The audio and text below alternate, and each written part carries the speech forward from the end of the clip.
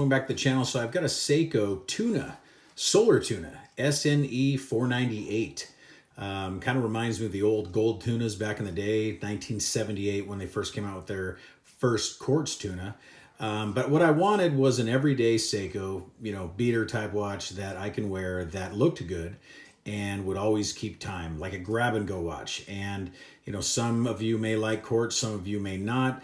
What's cool about this is I don't have to replace the battery either. I can just pop it on and go for it. Just keep it in the sun, and I think the power reserve is up to 10 months, which is great. I mean, almost a year on a full charge without any sunlight. So that's really good.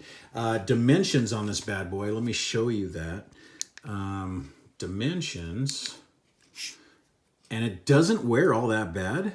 46.5. And then our tip to tip on the actual little lugs that stick out here are 45.4, so about 45.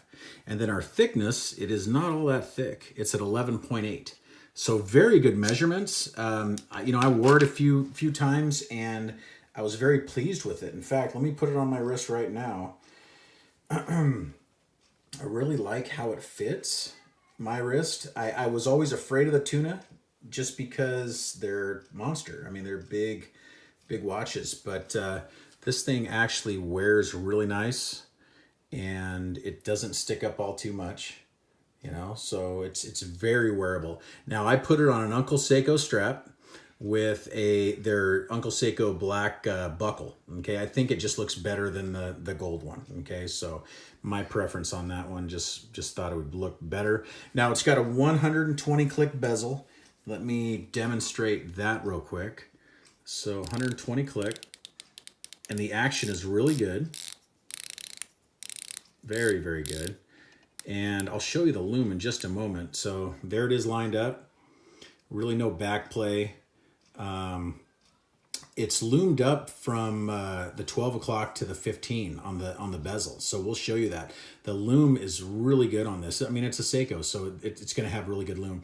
And my second hand hits every marker. It seems to be perfectly there.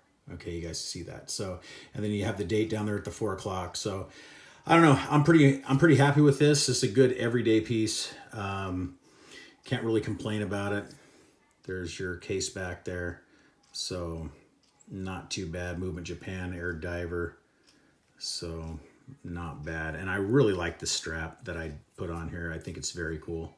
Similar one that I have on the, it's like the one I have on the Turtle.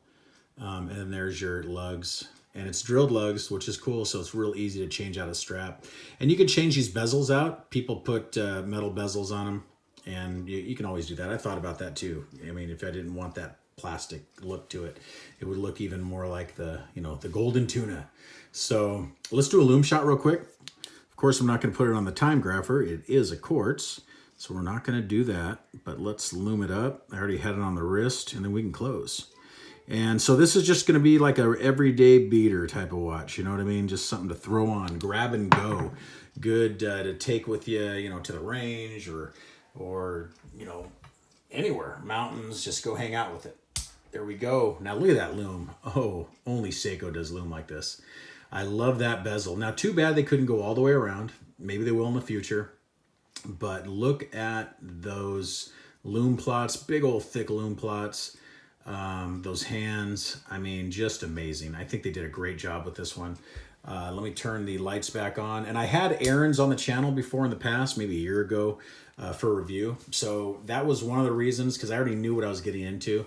That was one of the reasons why I wanted this watch. So I picked one up. So thank you so much for watching, guys. You please like and subscribe, and I will see you in the next one. Thank you. Goodbye.